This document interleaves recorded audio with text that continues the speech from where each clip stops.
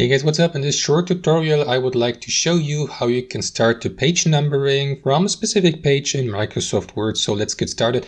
Now guys, let's assume you have a Word document like that. It's empty or blank for me, but let's assume your document has multiple pages like 1, 2, 3. So I would like to start my page numbering not on page 1 or 2, but on page 3. So this is how you can do it, guys. First, move your mouse here at the top of page number 3, here in the top left corner, and left click here.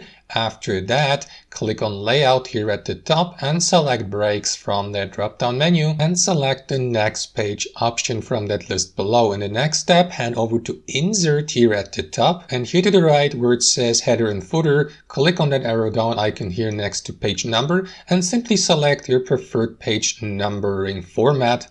For example, a page numbering at the top of your page, at the bottom, and so on and so forth, to the right, to the left, plain. So for demonstration purposes, I will go with bottom page, plain number, center, just like that. And if I click on that, you will see that this is currently page number 3 of our document, but I'm going to change that really quickly. So what you want to do next, guys, is here to the left in the navigation section, unselect that option, a link to previous, by clicking on it. And in the last step, head over to page number here on the very left-hand side and select your page number format, and there you go. So this is going to open up that window for you. Here simply switch from page numbering continue from previous section to start at, and here to the right simply enter 1 as your starting point. Confirm by clicking on OK, and as you can see, page number 3 has been converted to page number 1, and if we scroll down we will see that the page numbering continues with page 2, 3, 4 and so on and so forth. So the page numbering is starting on page 3 here. Basically it's only optional, guys, but you can also delete the page numbering or page header for page number 1 and number 2. So simply scroll up and